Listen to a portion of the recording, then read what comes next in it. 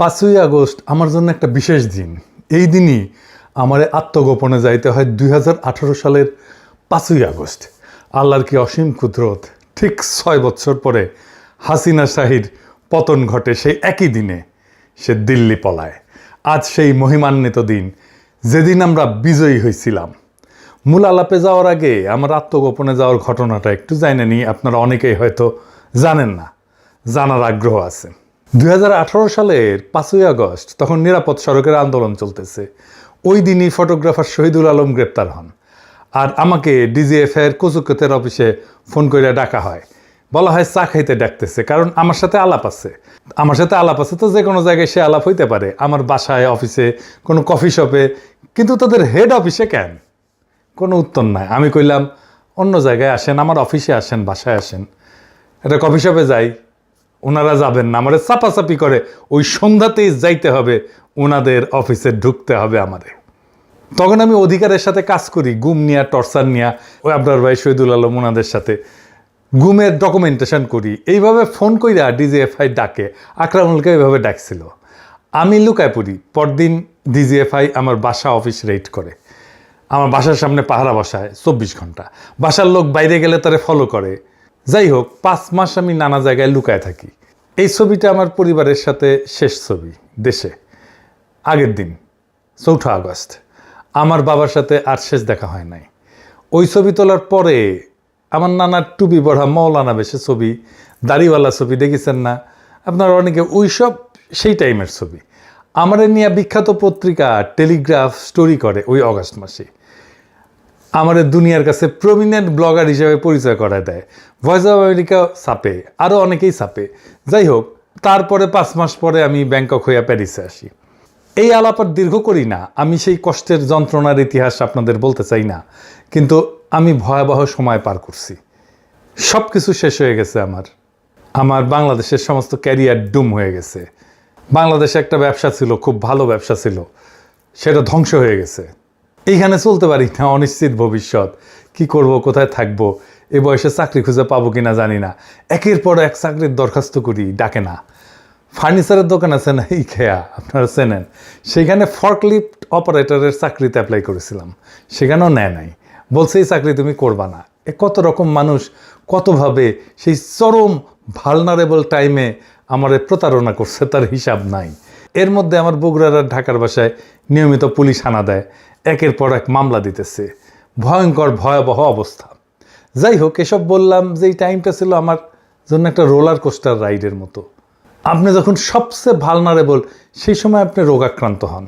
আপনি যখন সবচেয়ে দুর্বল, আপনার রোগ প্রতিরোধ ক্ষমতা যখন সবচেয়ে কম, তখন আপনাকে ব্যাকটেরিয়া ভাইরাস আক্রমণ করে। আমারও করেছে, হ্যাঁ, সোশ্যাল ব্যাকটেরিয়া, সোশ্যাল ভাইরাস এই সমাজের। তবে আমার ওই সব টাইম পার না হইলে আমি কখনোই ভবিষ্যতের জন্য তৈরি হইতে পারতাম না, আজকের জায়গায় আসতে পারতাম না, এটাও ঠিক। যাই হোক, আমার এই জার্নিতে আমি কী শিখলাম, আর কিভাবে হাসিনা উৎখাতে ভূমিকা রাখলাম, কেন রাখলাম, কোন তরিকায় রাখলাম, সেইটা এবার একটু আলাপ করি। আমার এই জার্নিতে সবচেয়ে বেশি যে উপকার হয়েছে তা হইতেছে, আমি তো নাস্তিক ছিলাম, একদম পার নাস্তিক। সেইখান থেকে আমি বিশ্বাসীতে পরিণত হয়েছি। আমি সৃষ্টিকর্তার দিব্য উপস্থিতি আমার মধ্যে টের পাই। এটা কত বড় উপহার মানুষ হিসাবে, তা অবিশ্বাসীরা কখনো বুঝবে না।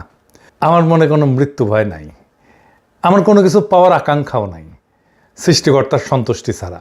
আর আমি জানি, আমি যদি মানুষের, মানব সত্তার, দেশের সামান্যতম উপকার করতে পারি, এই দুনিয়ায় সৃষ্টিকর্তা আমাকে রক্ষা করবেন।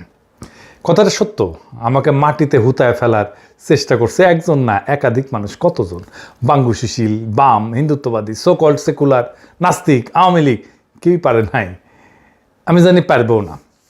আমি এই অ্যাক্টিভিজমে আবিষ্কার করলাম বাংলাদেশের সবচেয়ে বড় সংকট। সেটা হইতেছে বাংলাদেশকে একটা রাষ্ট্র হিসেবে গড়ে উঠতে দিতে চায় না কে? ইন্ডিয়া। তার অখণ্ড ভারত কল্পনায় বাংলাদেশ তার অংশ। এটাই আমাদের বিপদ। সেই বাংলাদেশ অংশকে সে আদর্শিকভাবে পদানত করবে, অথবা এমন শাসক রাখবে যে তার অনুগত। এটাই হাসিনার শাসন। আর সেই শাসন একটা ফ্যাসিস্ট শাসন হয়ে উঠবে, কারণ সেটা সংখ্যালঘুর শাসন।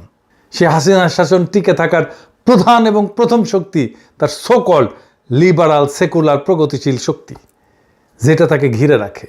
এই লিবারাল সেকুলার শক্তি ঘুরে ফিরা ভারতের বয়ানি ফেরি করবে। এই শক্তিটা ভয়ানক, কারণ তারা সংখ্যায় দুর্বল। এটি ঠিক রুয়ান্ডার মতো। সেটা কীরকম?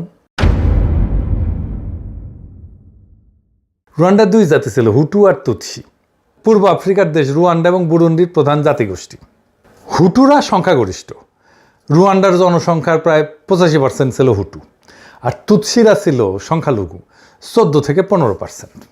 এই তুৎসিরা ঐতিহাসিকভাবে গবাদি পশু পালন করত এবং তারা জমিদার শ্রেণী ছিল। বাঙ্গুল্যান্ডে যেরকম জমিদার শ্রেণী ছিল কলকাতার হিন্দুরা, ঠিক সেই রকম তারা ছিল সমাজের অভিজাত শাসক শ্রেণী।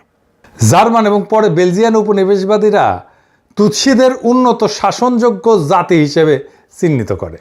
তারা প্রশাসনে, শিক্ষায় প্রাধান্য দেয়, ঠিক একইভাবে বাংলাদেশে যেটা ঘটছে। ফলে হুটুরা সংখ্যাগরিষ্ঠ হইয়াও রাজনৈতিক বা অর্থনৈতিকভাবে বঞ্চিত থাকে।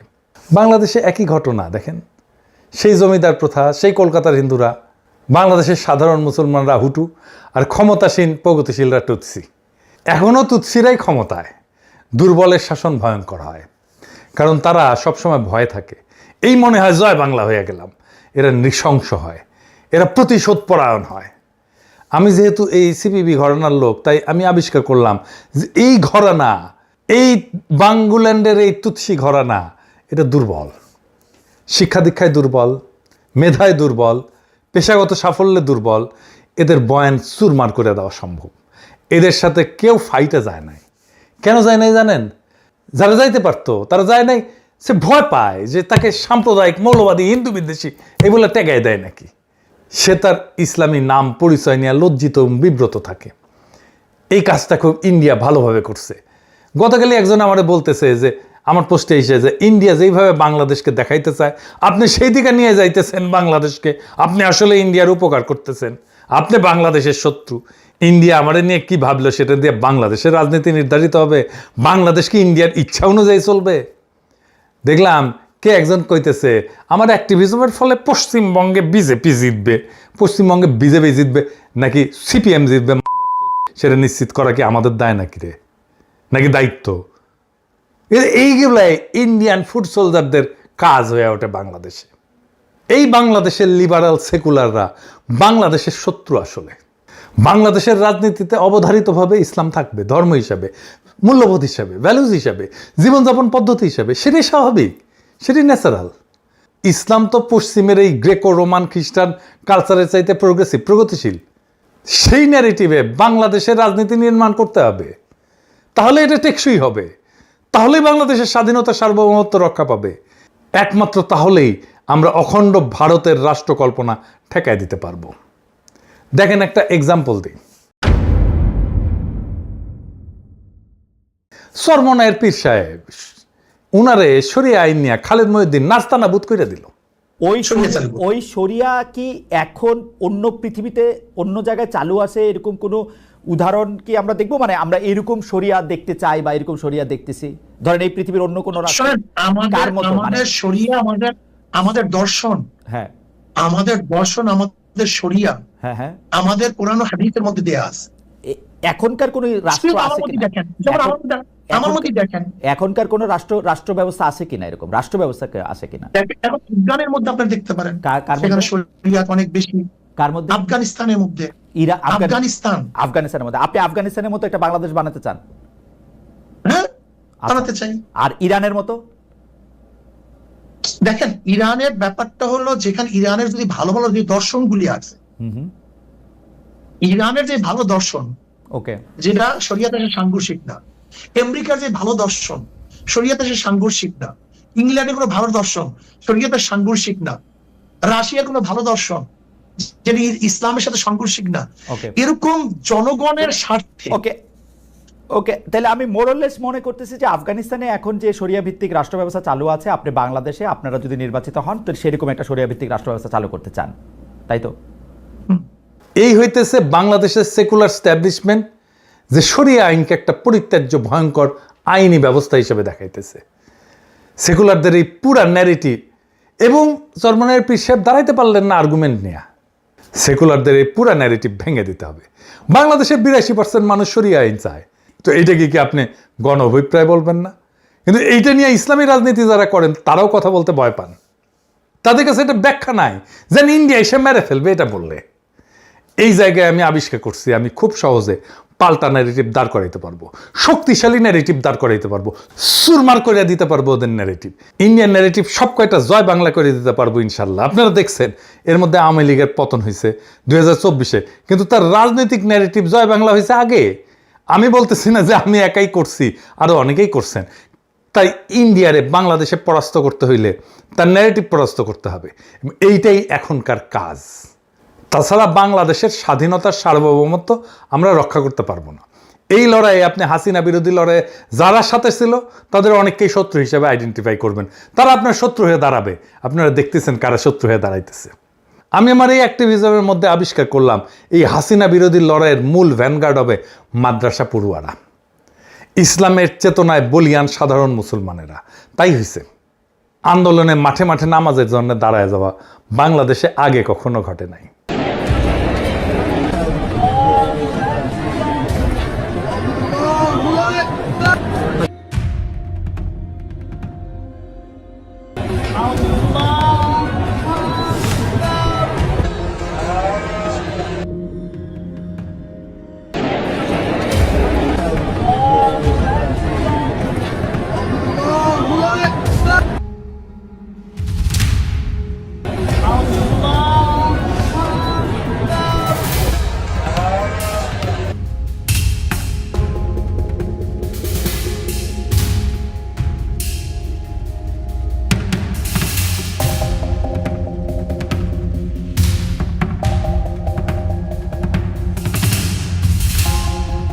গণভবনের দখল নেওয়ার পরে নামাজে বৈশা অজরে কাঁদছে সবাই।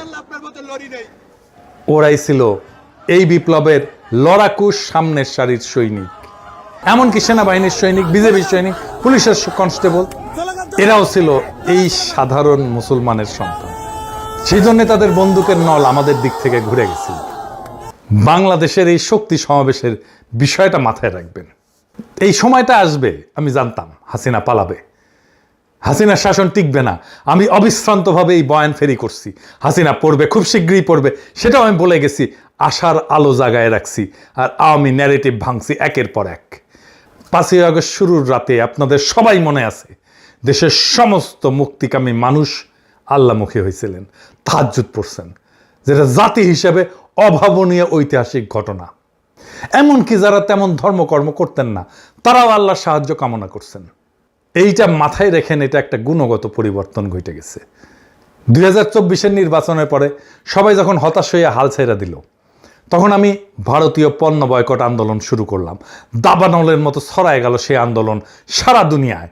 মানুষ একটা কিছু হাতে পাইল, আঁকড়ায় ধরার মতো হতাশার মধ্যে। আপনারা দেখছেন কারা কারা সেই সময়ও আমার বিরোধিতা করছে। আপনারা এখনো দেখেন কারা কারা আমার শত্রুতা করে। আমি এদের হেদায়েতের জন্য প্রার্থনা করি। তারা জানে আমাকে থামাইতে না পারলে সমূহ বিপদ। আমাকে বিরক্ত করার চেষ্টা করে, মানসিকভাবে বিপর্যস্ত করার চেষ্টা করে, আমার টাইম নষ্ট করার চেষ্টা করে। তারা জানে পিনাকি আওয়ামী ন্যারেটিভ ভাঙছে সাকসেসফুলি। যদি ইন্ডিয়ান ন্যারেটিভ ভাঙে তাইলে বাংলাদেশ তো হাতছাড়া হয়েছে, অখণ্ড ভারত হান্দায় যাবে। তারা জানে পিনাকি ন্যারেটিভ বানাইতে পারে, শুধু তাই না, মানুষকে বুঝাইতেও পারে। এর মধ্যে পিনাকি ভট্টাচার্য বামুনের পোলা, বাম রাজনীতি করে আসা, আবার বাংলাদেশি হিন্দু, তারা ইন্ডিয়া কোনোভাবেই ঠেকাইতে পারবে না। তারা জঙ্গি বইলা, তারা ইসলামপন্থী বইলা, তারা মৌলবাদী বইলা খারিজ করিয়া দিতে পারবে না। তারা মনে করে এটা ঘরের শত্রু বিভীষণ, ইন্ডিয়ার সব বয়ান ভাঙ্গা যাবে ইনশাল্লাহ। তাই তারা আমাকে হুতায় দেওয়ার সব চেষ্টা করবে। আপনারা সেটা দেখতেছেন, আরও দেখবেন। কিন্তু আমি বলছি তারা আমার শিখতে পারবে না।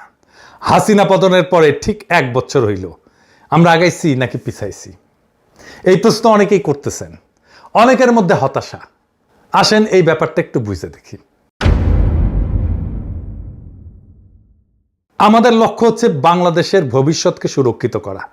বিএনপি, জামাত আর এনসিপি যদি ন্যূনতম কয়েকটা ইস্যুতে একমত হয় তাহলে দেশ রক্ষা পাবে। 1 নম্বর হইতেছে যেই দল ক্ষমতায় যাবে তারা কিভাবে বিরোধী দলের সাথে আচরণ করবে, তারা কি শান্তিপূর্ণভাবে ক্ষমতা হস্তান্তর করবে, তারা কি দমন নিপীড়ন করবে, তারা কি ভোটের ফল মাইনে নেবে, ভোটকে কি প্রভাবিত করবে না। এই প্রশ্নগুলোর উত্তর থাকতে হবে। 2 নাম্বার, বিরোধী দল সরকারের সাথে কিভাবে আচরণ করবে, তারা কি আওয়ামী লীগের মতো 200 দিন হরতাল করবে। 3 নাম্বার, ভারত কি আবার স্পেস দিবে। আবার মাতব্বরি করার জায়গা দেবে, দাদাগিরি করতে দেবে এবং ভারতের অন্যায্য আচরণকে মেনে নিবে। 4 নাম্বার, ইসলাম প্রশ্নটাকে কিভাবে ডিল করবে, সেকুলারদের কায়দায় ডিল করবে। 5 নাম্বার, বাংলাদেশ রাষ্ট্রটাকে যেটা আমরা গড়তে পারিনি সেটাকে কি গড়বে। দেখেন, এইটাকে যদি আমার ভবিষ্যতের পলিটিক্যাল ইকোসিস্টেম হিসেবে কল্পনা করি, সেইখানে দেখেন এই 3 দল এনসিপি, জামাত, বিএনপি এই সমস্ত পয়েন্টে একমত হইতে দ্বিধা করবে না। এবার বলেন তো বিএনপির ভাইরা, আওয়ামী লীগ কি এর কোনোটা মানবে বা মানছে বা মানার ইতিহাস আছে? নাই। তাই যারা আওয়ামী লীগকে ভোটে আনার কথা বলে বা আওয়ামী লীগ নিষিদ্ধের বিরুদ্ধে বলে, তাদের থেকে দূরে থাকবেন, তাদের দিয়ে প্রভাবিত হবেন না, কারণ তারা এই ইকোসিস্টেমটা ভেঙে ফেলবে। দেখাই দিয়ে একজনকে খুব বিএনপি প্রেমী সাজছে তাসনিম খলিল, যে আওয়ামী লীগ নিষিদ্ধের বিরুদ্ধে বলে, আওয়ামী লীগকে নির্বাচনে আনতে চায়। সাবধান থাকবেন এদের ব্যাপারে। আজ 1 বছর পরে হিসাবের খাতা খুললে অনেকেরই মনে হবে আমরা যেই পথ পরিক্রমা শুরু করছিলাম সেই পথের শেষের মঞ্জিলে কি পৌঁছাইছি, যেই মঞ্জিলের উদ্দেশ্যে যাত্রা শুরু করছিলাম সেই মঞ্জিলের ধূসর ছায়ার আহ্বান কি শুনতে পাই? প্রিয় দেশবাসী, একটা রাষ্ট্রের নির্মাণ আর অগ্রযাত্রার পথে শুধু যাত্রা আছে, শেষ নাই। পেছনে যাচ্ছিল, সামনেও তাই। এই পথে তীর্থ নাই, আছে তীর্থযাত্রা। আমরা সবাই সেই তীর্থহীন তীর্থের যাত্রী। কবিতার ভাষায় বলি, আজও তাই এ পথের শেষ নাহি পাই। জীবনের প্রথম প্রভাতে বিনা দ্বন্দ্বে বিনা প্রশ্নে উন্মুক্ত দুহাতে তীর্থপথ মহাদীক্ষা করেছি গ্রহণ। দিবসান্তে আজ যেন মন নাহি ভোলে সেই দীক্ষা। তীর্থ নয়, তীর্থপথ আমাদের মনে যেন রয়। ইনকিলাব জিন্দাবাদ।